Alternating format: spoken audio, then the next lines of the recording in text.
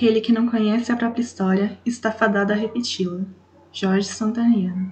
Esta é uma frase que você provavelmente já ouviu muito na internet. E, no entanto, poucos parecem querer entendê-la.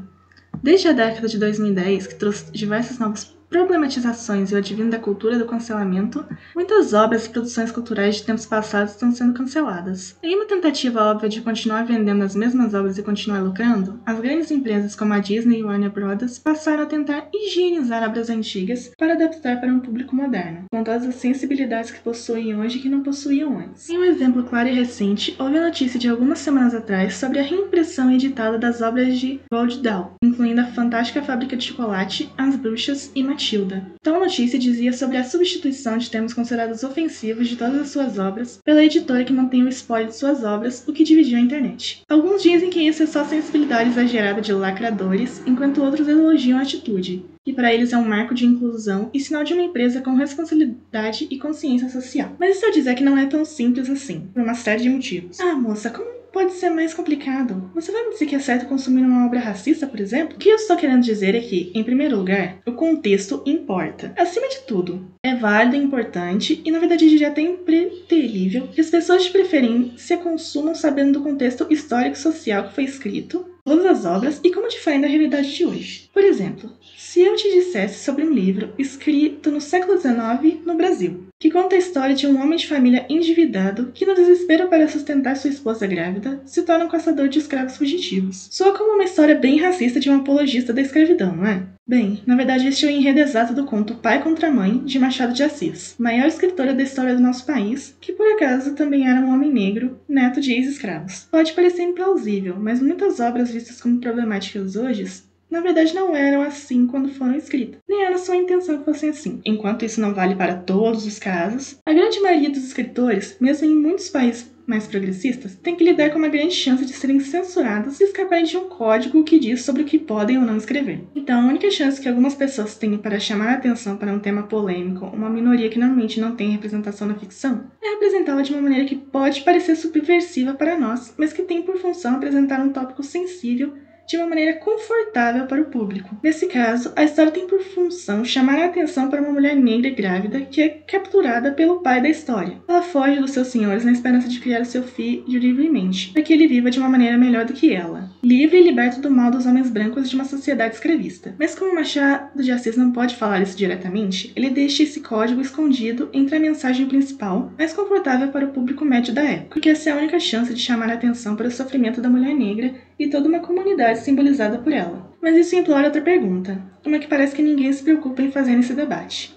Ou quem faz com que seja necessário que o escritor tome essa atitude? Quem determina o que é ético ou não ser publicado e consumido? Em um mundo ideal, pelo menos para mim, essa seria ou deveria ser uma questão pessoal. Se você pessoalmente se sente atacado ou incomodado com uma passagem de um filme ou livro, você deveria exercer o seu direito de cidadania e escolher não assistir, influenciar ou obrigar a pessoa ao seu lado a não consumir. Mas no mundo mega corporativista de hoje, que está sendo infelizmente um papel preenchido por quem detém os direitos dessas obras antigas, e são em sua maioria grandes empresas multimídias capitalistas, e todo mundo está cansado de saber que não ligam para representatividade ou inclusão nenhuma. Eles querem apenas o seu dinheiro. Uma empresa raramente tem ideias ou ideologias. Ela só quer saber de vender e lucrar. No passado, elas apoiaram uma obra problemática, como Tintin, por exemplo, para censurarem hoje em dia. Se a sociedade muda, os valores mudam. Essas empresas se adaptam e, portanto, tentam varrer para debaixo do tapete tudo que pode trazer problema para ela. Fazem praticamente uma queima de arquivo, onde tentam censurar uma obra para apagar seus erros passados e serem taxados de pessoas do bem, de pessoas éticas, enquanto seus pecados são esquecidos por todos sem nunca serem problematizados adequadamente. E isso se encaixa no que disse o escritor e historiador Jorge Santaniano. E esquecer o passado é repetir a história e seus erros futuramente. Permitindo que grandes corporações determinem o que temos ou não acesso é como permitir que elas nos digam o que pensar, enquanto elas apagam os próprios erros para pagar de inclusiva e progressista. E qualquer pessoa que concorde com isso está sendo hipócrita, pois não considera o contexto por trás do conteúdo que está banindo, enquanto apoia as ações dos governos e empresas que financiam esse tipo de atitude, ajudando a criar uma sociedade de mente infantilizada e tacanha em relação ao conteúdo que consomem. O que eu acho que as pessoas não entendem em relação a esse tema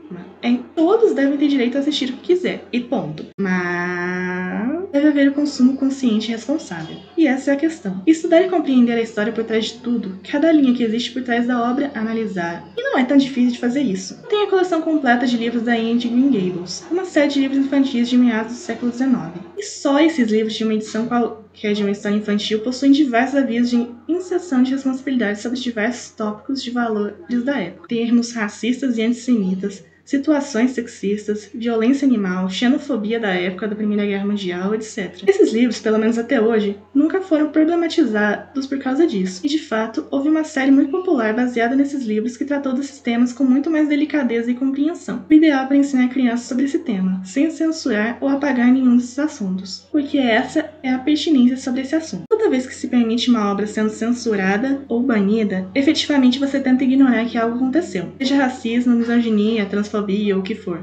E a verdade é que, infelizmente, toda a cultura e história do mundo é repleta de barbárie, crueldade e violência. A menor obra de uma sociedade sempre estará ligada ao seu contexto de criação, e qualquer sociedade civilizada é uma sociedade com sangue nas mãos. Essa é a sombria verdade. Portanto, toda suposta tentativa de corromper uma obra com os valores politicamente corretos seria apenas uma máscara sobre a parede, cujas bases são corpos em decomposição, um curativo e uma ferida de bala. Uma tentativa hipócrita e míope de tornar livre de gatilhos a realidade, de tentar esconder o imperdoável numa tentativa de se fazer esquecer o que a humanidade já foi, e como tal, será a maneira como possivelmente a humanidade acabará repetindo seus erros. E para terminar, está uma paráfrase de um livro que eu acho relevante nessa discussão, sobre como a censura de livros pode levar a uma censura maior por parte da sociedade. Em Fahrenheit 451, um livro sobre uma distopia onde um governo totalitário, em que os livros são totalmente proibidos, o vilão diz o seguinte sobre o motivo pelo qual os livros foram banidos quase que completamente. A coisa não veio do governo. Não houve nenhum decreto, nenhuma censura como ponto de partida. Não.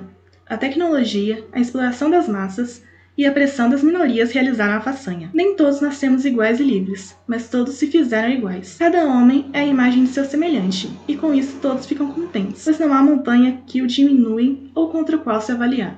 Os negros não gostam de Little Black Samba? Quêmio. Os brancos não gostam de A Cabana do Pai Thomas? Quêmio.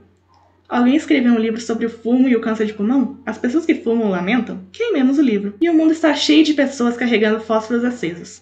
Existe mais de uma maneira de queimar um livro. Cada minoria acha que tem o direito, a vontade e o dever de esparramar o querosene e acender um pavio, pois esse é um mundo louco, e ficará mais louco se permitirmos que as minorias interfiram na estética.